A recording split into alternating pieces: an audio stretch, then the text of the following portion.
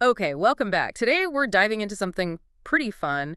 Uh, a what if that's been making the rounds in the One Piece community. Oh, yeah. Which one? There are so many good ones. This one's about who saved Luffy. Like, what if I told you Shanks wasn't the one who saved young Luffy from that Sea King and lost his arm doing it? That one. Yeah. Yeah, I've seen the fan art, some incredible stuff. It really gets you thinking, doesn't it? Yeah, It's more than just a cool image. exactly. It's not just swapping characters. It's this profound thought experiment, really, about destiny, about how much mentorship matters, how one single moment could change everything. Absolutely. One moment, one different person stepping in. It could reshape Luffy's entire personality, his goals, even who joins his crew.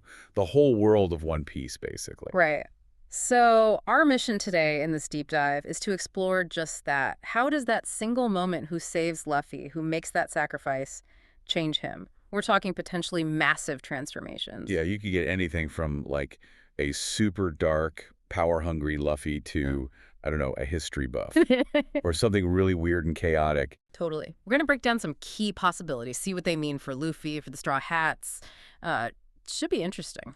Let's jump in. What's fascinating is just how much weight that single act carries. Yeah. It's like the ultimate butterfly effect, but with, pirates and world-shaking consequences. Okay, first up, let's unpack this scenario. It feels almost legendary. Imagine, just for a second, it wasn't Shanks. It was Goldie Roger. The Pirate King himself saves little Luffy, loses his arm. Whoa, okay, yeah, the impact of that. It's hard to even grasp. Luffy grows up knowing he was saved by the legend. His dream isn't just finding the One Piece anymore. Right. It becomes about inheriting Roger's actual will. He'd know the weight, the legacy from day one. Exactly, but you also have to think, Roger was, well, reckless too, wasn't he? Put his crew in danger, walked to his own death. Would Luffy inherit that side too? Maybe become even less strategic? Or gain this sort of tragic awareness? That's a really good point. And think about the world government. This Luffy becomes target number one, like immediately, much earlier than in our timeline. Oh, for sure. His destiny feels heavier, more mythic, Mm. almost like he is Roger reborn, but with the burden of knowing it all along. So, where does Shanks fit in then? If Roger's shadow is that massive? That's the big question, isn't it? Would Shanks even be the mentor figure we know? Or would Roger's legacy just overshadow everything? Maybe Shanks just watches, guides him towards fulfilling Roger's path directly. It completely changes their dynamic. Yeah, Shanks might become more of a distant guardian figure. Wow. Okay, that Luffy feels heavy, burdened. But what if the influence wasn't just legendary, but actively negative, corrosive even? Okay, where are we going with this? Let's talk Douglas Bullet. For anyone less familiar, former Roger crewmate, totally obsessed with just pure, raw strength. What if he saved Luffy? Oof. Okay, Bullet, right? His whole thing is power over everything. Yeah. Friendship. Loyalty means nothing. So, a Luffy influenced by him. He'd idealize strength, wouldn't he? Push people away, solitude over bonds. Maybe his gum-gum powers become less about flexibility and more about, like, sheer destructive force, channeling Bullet's combine idea somehow. Yeah, definitely. Forget the freedom-loving pirate. This Luffy could be, well, a dark warrior. A one-man army type, wanting to crush the world, not explore it. Maybe even develop one of those cold, joyless laughs. It's chilling thought. And the crew, the Straw Hats we know and love. Could they even exist? Would Zoro follow someone that cold? Nami, Usopp, Chopper? But they thrive on connection. It just wouldn't work. It's hard to imagine Luffy not wanting friends. This Luffy might see friends as a weakness, something to overcome. A twisted version of strength through isolation, guided by Bullet's philosophy. Man, that's dark. Okay, shifting gears again. What if, get this, what if it was Kaido? Kaido, the strongest creature alive. Saving a kid, that's the opposite of Kaido. Exactly, a complete inversion. This powerhouse of nihilism and wanting a glorious death protects a helpless child. What does that do to Luffy? Wow. Okay, well, if that somehow happened, it redefines Luffy completely. Forget simple freedom. He'd crave invincibility, power, following Kaido's path of, brutal domination. Seeking strength above all else, maybe? But in a different way than Bullet, more like wanting to be unbreakable, testing himself constantly. Yeah, it's not freedom like exploration. It's freedom through sheer force. A kind of twisted nihilism where only strength matters. Yeah. Like Kaido's worldview. So instead of Pirate King, Maybe he aims to be a god of war, commanding beasts, building armies, feared by everyone, just throwing himself into fights to feel alive like Kaido seems to. It's a terrifying version. Yeah. This Luffy would be much darker, way more violent, probably less about liberating people and more about proving his own overwhelming power. Empathy might be seen as a flaw. Yikes. Okay, let's lighten things up a bit, maybe.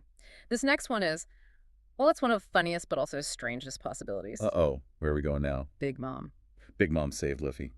I lost an arm. Oh, the chaos. Right, imagine her clutching him with some kind of twisted, motherly warmth after that sacrifice. The guidance he'd get.